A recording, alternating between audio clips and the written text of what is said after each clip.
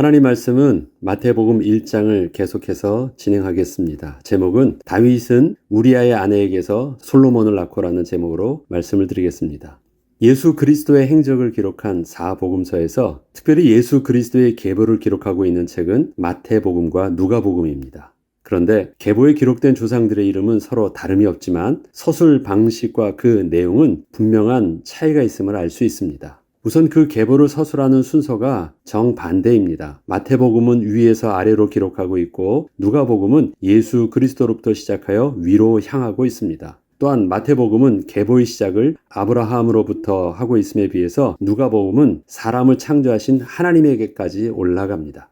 그 내용을 마태복음을 한번 보자면 아브라함이 이삭을 낳고부터 시작을 해서 야곱은 마리아의 남편 요셉을 낳았으니 마리아에게서 그리스도라 칭하는 예수가 나시니라 라고 끝나고 있습니다. 이에 반해서 누가복음 3장 23절과 38절에는 예수께서 가르치심을 시작하실 때 30세쯤 되시니라. 사람들이 아는 대로는 요셉의 아들이니 요셉의 위는 헬리요 그 위는 에노스요 그 위는 셋이요 그 위는 아담이요 그 위는 하나님이시니라. 이렇듯 동일한 예수 그리스도의 계보를 설명함에 있어서 서로 다른 서술 방식과 그 내용이 조금 차이가 있는 것은 복음서를 접할 대상이 서로 다르기 때문이었습니다. 마태는 예수를 거부하고 죽인 유대인들을 향하여 예수가 바로 유대인들이 그토록 기다리고 있던 메시아임을 증거할 의도가 있었던 것이었고, 누가는 예수를 알지 못하는 이방인들을 향하여 복음을 증거하기 위한 것이었습니다. 그렇다면 마태가 예수를 거부하고 있던 그 유대인들을 향하여 계보 속에 의도적으로 넣은 내용은 무엇이었을까요? 우선 남자 이름만 있어야 하는 계보에 여자를 5명이나 넣은 것입니다. 그것도 4명은 구체적으로 이름까지 밝혔고 1명은 누군지 분명히 알 수 있는 표현으로 그렇게 보여주고 있습니다. 그리고 그렇게 밝힌 이름들은 유대인들이라면 절대 모를 리 없는 여인들의 이름이었습니다. 이유는 그 이름들 모두 자신들이 성경책에 기록되어 있는 이름들이었기에 그 이름만이 아니라 그 여인들에 관한 이야기까지도 정확하게 알고 있었던 것입니다. 이 때문에 마태는 단지 여인들의 이름을 적거나 누구를 암시하는지 알 수 있는 표현만을 써서 계보에 첨가한 것처럼 보였지만 그 계보를 접하는 유대인들에게는 그 여인들의 이름을 접하는 순간 저들에 관한 내용까지 함께 인식되는 효과가 있게 하였던 것입니다. 한마디만 툭 했는데 저 사람에겐 10마디로 들어간 거예요. 왜? 그 내용을 너무 잘 알고 있기 때문에. 특히 마태는 예수 그리스도의 계보를 기술함에 있어서 유대인들이 볼 때에는 자신들이 가장 존경하고 민족적 자부심을 나타내는 다윗 왕의 계보를 보는 것처럼 인식하게 하기 위하여 의도적으로 다윗 왕을 연상시키도록 계보를 기술하고 있으면서도 그 안에 유대인 입장에서는 뭔가 불편한 내용을 아주 드러나게 집어넣어 보여주고 있던 것이었습니다. 다말, 라합, 룻, 우리아의 아내 마리아 이 5명 중 마리아를 제외한 4명은 이미 유대인들이 잘 알고 있던 이름들이었습니다. 저들 중에 3명은 이방 여인들이었고 과부도 있었으며 음행을 통하여 아들을 낳은 경우도 있었고 심지어 남편을 죽이고 자신의 아내를 삼은 경우도 있었습니다. 물론 이스라엘의 율법 안에서 저들의 행위가 정당성을 얻기도 하였고 법적으로는 전혀 문제가 없던 절차를 밟기도 했기에 저 여인들이나 그 남편들을 특별히 문제 삼을 것은 없었지만 일반적으로 남자의 이름만을 기록하는 유대의 계보 속에 이렇게 의도적으로 여자들의 이름을 넣은 것은 마태가 유대인 독자들을 향하여 왜 성경은 저들의 이야기를 특별히 전하고 있었는지를 유대인들이 다시금 깨닫기를 원했던 것이었습니다. 우리가 성경을 읽다 보면 그 내용이 무슨 뜻인지 알 수도 없고 우리의 상식과 종교적 기준을 가지고서는 해석이 잘 안 되는 구절을 접할 때가 있습니다. 그 내용이 단지 이해가 안 되는 경우도 있고 한편으로는 도저히 나의 도덕적 상식으로는 받아들이기 힘든 내용일 수도 있습니다. 그런데 그 내용이 거룩하신 하나님의 말씀 속에 있는 것이기에 우리는 그 내용을 부정할 수는 없습니다. 그래서 부정하지는 않지만 그래도 제대로 이해할 수 없으니 그저 덮고 넘어가게 됩니다. 우리는 이러한 성경의 구절들을 성경의 난제라고 합니다. 이처럼 유대인들에게 있어서 마태복음 1장의 계보 속에 나타난 여인들의 이름들은 자신들이 그저 피하고 싶었던 성경의 난제였던 것입니다. 지금 마태는 하나님의 백성으로서의 정체성을 명확하게 증거하여 주는 계보를 사실적으로 서술하면서 꼭 그렇게까지 콕 집어서 넣을 필요가 없었던 그 여인들의 이름을 아주 구체적으로 넣고 한편으로는 다윗 왕의 치부를 드러나게 하는 표현까지 쓰면서 유대인들을 당혹스럽게 하고 있습니다. 마태는 이것이 유대인들에게 얼마나 불편한 내용인지를 잘 알고 있던 것이었습니다. 유대인들은 여인들의 이름이 저들에 관한 내용까지 더해서 성경에 아주 상세히 기록되어 있었기에 그 이름을 부정하거나 지워버릴 수는 없었지만 하나님의 택한 백성으로서 거룩한 혈통과 민족적 자부심을 드러내야 하는 입장에서는 가급적이면 덮어두고 특별히 들추고 싶지 않았던 내용들을 마태가 다윗과 아브라함의 이름과 함께 아주 낱낱이 드러내고 있으니 저들 입장에서 너무 불편한 것이었습니다.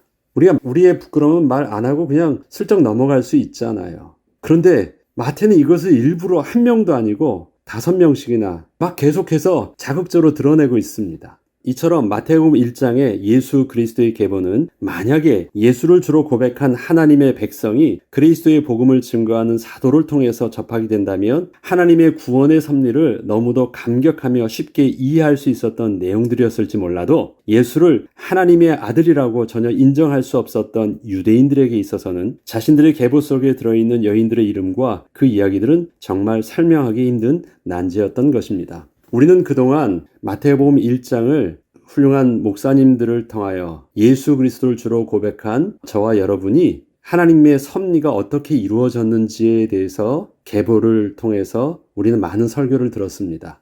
그런데 마태복음이 기록되었고 이 마태가 마태복음을 기록할 때는 독자는 그러한 대상을 그러한 자가 설명하기 위해서 기록한 책이 아닙니다. 무슨 말인지 이해하시죠? 그렇다면 저들의 정서 속에서 세리였던 마태, 그들에게는 사람 취급도 못 받았던 유대인들에게는 사람 취급도 못 받던 세리가 저들에게 하나님의 저주를 받았다고 그렇게 죽였던 그 예수에 관해서 계보를 적는데 자신들이 가장 자부심이 있는 다윗 왕의 계보 속에 부끄러워서 별로 말하고 싶지 않은 다윗의 치부를 드러내면서 여인들의 이름을 5명이나 집어넣었어요.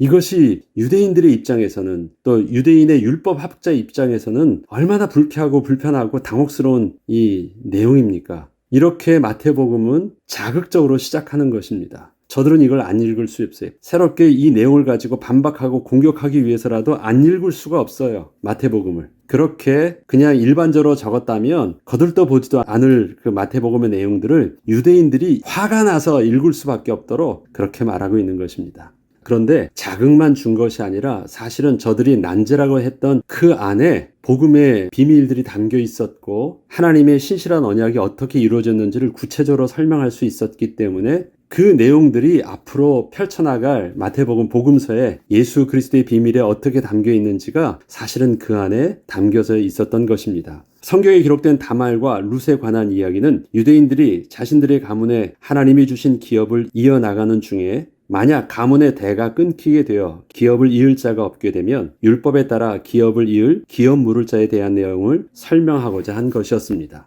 유대인 율법학자도 그건 알아요. 그런데 다말의 경우는 이러한 율법을 설명하는 것이 도덕적이나 순리적인 상황에서 합리적인 절차를 따라 이루어진 것이었다면 문제가 없이 넘어갈 수 있었지만 가문의 기업을 잇기 위한 다말의 행위가 도덕적 상식을 벗어나는 행동을 한 것이었고 그의 시아버지였던 유다의 입장에서도 단지 창녀를 만나 하룻밤을 자고자 했던 일 속에서 나타난 결과였다는 것이 유대인 율법학자들이 쉽게 드러내어 설명할 수 없었던 것이었습니다. 이해되시죠? 그 상황을 그렇게 만들었던 입장들이 아주 저들에게 있어서는 불쾌한 내용이에요.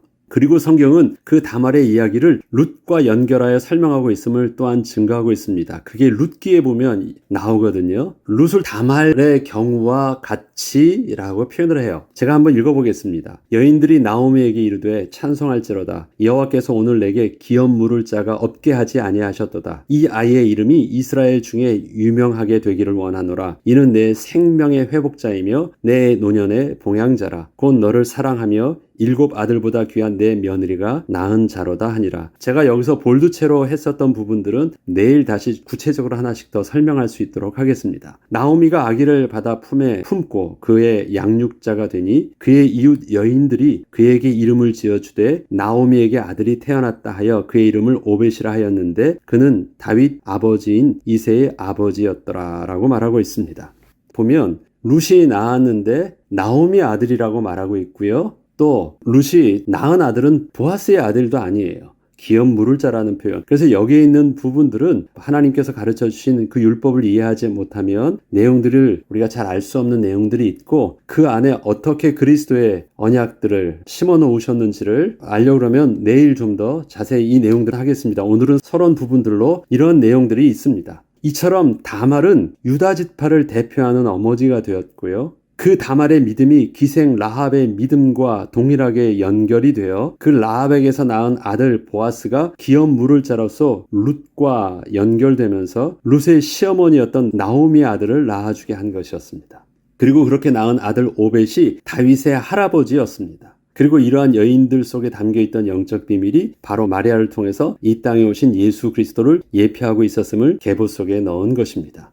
우리는 유대의 율법에서 말하고 있는 기업 물을 자에 대한 내용을 잘 알고 있지 못하면 지금 이러한 성경의 계보의 전개가 잘 이해되지 않을 수 있습니다. 이러한 기업 물을 자에 대한 내용은 다음 시간에 다시 구체적으로 설명을 드리도록 하겠습니다. 계속해서 다윗이 우리아의 아내를 통해서 솔로몬을 낳은 것도 어느 것 하나 자랑스럽게 말할 수 있는 것이 없었습니다. 그냥 밧세바로 말했어도 될 것을 마태는 일부러 다윗의 악행을 드러내는 표현을 그렇게 쓰고 있었던 것입니다. 우리아의 아내에게서 솔로몬을 낳았다. 이건 뭐예요? 다윗이 간음을 했다. 이 말을 지금 우회해서 표현하고 있잖아요.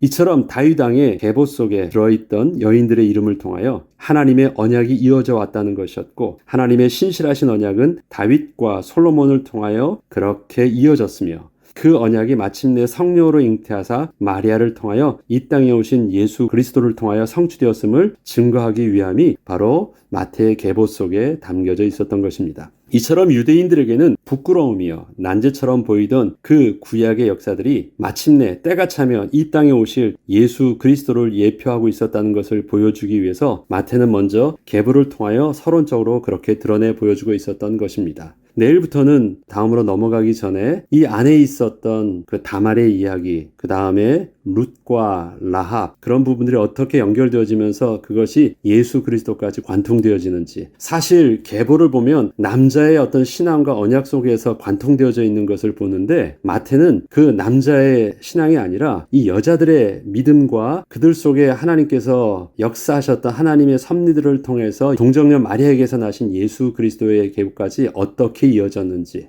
그 부분들을 좀 더 구체적으로 설명하고 있습니다. 그래서 남자 중심의 지금 계보를 말하고 있지 않고 관심도 없었던 그 여인들 중심으로 그래야지 마리아까지 오고 동정녀 마리아를 통해서 예수 그리스도께서 오셨던 부분들이 연결될 수 있도록 그렇게 드러내고 있습니다. 앞서 말씀드렸듯이 4명은 알고 마리아는 사실 유대인들은 잘 모를 수 있어요. 마리아는 모르죠. 그런데 그 4명의 이름을 통해서 그와 동일한 시각 속에서 마리아가 드러나고 마리아를 통해서 어떻게 예수 그리스도께서 이 땅에 오셨는지 그래서 그 다음들부터 예수 그리스도의 나타나심은 이러하니라 하면서 마리아 이야기를 하는 것입니다. 다음 시간에 계속 1장을 하도록 하겠습니다. 기도하겠습니다. 하나님의 섭리는 하나님의 신실하신 언약 가운데 이미 구약부터 하나님의 백성들을 통하여 그렇게 이루어졌습니다. 창세전부터 계속되어졌던 하나님의 백성을 향한 하나님의 선하심과 사랑하심 그리고 범죄했음에도 불구하고 그 백성을 끝까지 사랑하시고 마침내 그 언약을 이루셔서 우리와 함께 하시기 위해서 이 땅에 오신 예수 그리스도 그 언약의 성취를 마태는 계보를 통해서 우리에게 알려주고 있는데 하나님 우리도 하나님의 말씀을 통해서 잘 배우게 하시고 깨닫게 하셔서 우리를 향한 하나님의 신실하신 언약을 다시 붙잡는 축복이 있게 하여 주옵소서. 오늘 하루도 주의 인도하심을 따라 승리하는 하루 되길 원합니다.